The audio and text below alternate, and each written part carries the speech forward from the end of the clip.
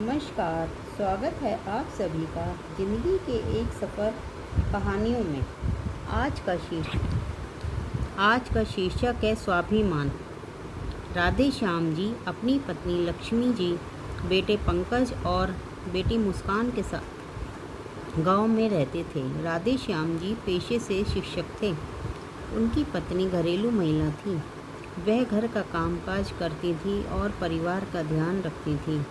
मुस्कान ने बीए कर लिया था और पंकज 12वीं क्लास में पढ़ता था। कुछ समय बाद इन्होंने मुस्कान का विवाह कर दिया।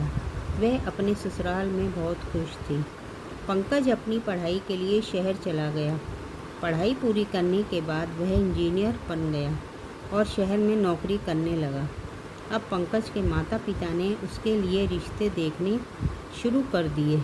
बहुत लड़कियां देखने के बाद उन्हें सुमन नाम की एक लड़की पसंद आई। वह बीए पास थी। कुछ दिनों बाद पंकज और सुमन का विवाह हो गया। सभी बहुत खुश थे।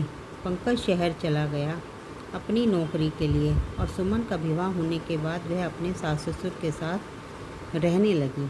वह उनका बहुत ध्यान रखती थी और वहीं राधे श्याम जी और लक्ष्मी जी अपनी बहू को बेटी मानते थे। पंकज 3 महीने के बाद गांव आया और बोला, मुझे खाने पीने में बहुत दिक्कत होती है। मैं सुमन को अपने साथ ले जाना चाहता हूँ। सास ससुर ने खुशी खुशी सुमन को पंकज के साथ शहर भेज दिया। लक्ष्मी जी, पंकज की माँ, अपनी बहू सुमन को बहुत याद करती थी। अब घर में खालीपन हो गया था। धीरे धीरे समय व्यतीत होने लगा। पंकज शुरू में गांव आता था, लेकिन अब माता पिता के कहने पर मुझे नौकरी से छुट्टी नहीं मिलती तो गांव नहीं आता था। माता पिता गांव में अकेले रहने लगे। राधे श्याम जी शिक्षक पद से रिटायर होने वाले थे। उन्होंने सुमन और पंकज को शहर से आने के लिए कहा तो उसने छुट्टी का बहाना बना दिया और वह नहीं आई। माता पिता बहुत दुखी हुए। माँ बोले कि बेटे बहू के पास हमारे लिए समय नहीं है। पिताजी बोले, कोई बात नहीं, शहर में नौकरी करता है, छुट्टी नहीं मिलती होगी। एक दिन राधे श्याम जी ने अपनी पत्नी लक्ष्मी जी से कहा कि बच्चे गांव नहीं आ सकते हैं तो हम शहर चले जाते हैं। लक्ष्मी जी ने मना कर दिया। अब लक्ष्मी जी बीमार रहने लगी। बीमारी ऐसी थी कि ठीक नहीं हुई और स्वर्ग सिधार गईं। अपनी माँ के क्रियाक्रम पर पंकज और सुमन आए। 13वीं के बाद उन्होंने अपने पिताजी को शहर चलने के लिए बोला तो उन्होंने मना कर दिया कि मैं लक्ष्मी की यादों के साथ गांव में रहूँगा। दोनों शहर चलने लगे। पंकज का बीच बीच में फ़ोन आता रहता था। कुछ दिनों बाद पंकज गांव आया और पिताजी को शहर चलने के लिए कहा। पहले तो उन्होंने मना कर दिया, लेकिन पंकज के समझाने पर हामी भर दी। वह बेटे के साथ शहर आ गए। पंकज एक बहुत बड़ी कंपनी में इंजीनियर था। उसने आलीशान घर व गाड़ी ले रखी थी। घर में घुसने से पहले ही राधे श्याम जी रुक गए। पंकज बोला, आइए पिताजी, आप रुक क्यों गए? राधे श्याम जी बोले, बेटा, मेरे पैरों में जो धूल मिट्टी लगी हुई है उससे यह कालीन गंदा तो नहीं हो जाएगा? बेटा बोला, पिताजी आप चिंता ना करें, आप यहाँ सोफे पर बैठ जाइए। सोफे पर बैठते ही मुलायम गद्दी अंदर तक धंस गई थी।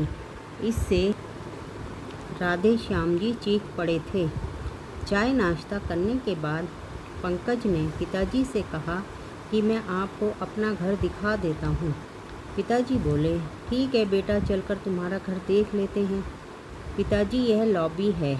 यहाँ पर जब कोई मेहमान आता है तो चाय नाश्ता और गपशप यहीं पर होती है। ये डाइनिंग हॉल है, यहाँ पर सब लोग खाना खाते हैं। पिताजी, यह रसोई है। इसके साथ ये भंडार घर है जहाँ रसोई से संबंधित सामान रखा जाता है। पिताजी, यह बच्चों का कमरा है। राधे श्याम जी बोलते हैं, बच्चे अपने माता पिता के साथ नहीं रहते? तो पंकज बोला कि पिताजी, यह शहर है, बच्चों को जन्म से अकेले सोने की आदत डालनी पड़ती है। थोड़ा रुक कर पंकज बोला, पिताजी, यह मेरा और आपकी बहू का कमरा है। इस कोने में यह मेहमानों के लिए कमरा है। कोई मेहमान आ जाए तो यहीं ठहरता है। ये छोटा सा कमरा पालतू जानवरों के लिए है। ऊपर सीढ़ियाँ चढ़कर पंकज ने एक टीन की छत वाले कमरे को खोलते हुए बताया कि घर का कबाड़ खाना यहीं रखा जाता है। वहाँ पर राधे श्याम जी ने देखा कि इसी कबाड़ खाने में एक फोल्डिंग चारपाई पर बिस्तर लगा हुआ था और उसी पर उनका बैग रखा हुआ था। राधे श्याम जी उस चारपाई पर बैठकर सोचने लगे कि कैसा घर है जहाँ पर पाले जाने वाले जानवरों के लिए अलग कमरा है, किंतु बूढ़े माँ बाप के लिए नहीं। इनके लिए तो कबाड़ का कमरा ही उचित आवास माना गया है। पंकज की माँ की सोच बिल्कुल सही थी, तभी तो वह शहर आने के लिए मना करती थी। अगली सुबह जब पंकज चाय लेकर ऊपर गया तो कमरे में पिताजी नहीं थे, ना ही उनका सामान था। राधे श्याम जी टिकट लेकर गांव वापसी के लिए गाड़ी में बैठ चुके थे। जब उन्होंने अपनी कमीज की पॉकेट में हाथ डाला तो उन्हें अपने घर की चाबी महसूस हुई। घर पहुंचकर उन्होंने चैन की सांस ली।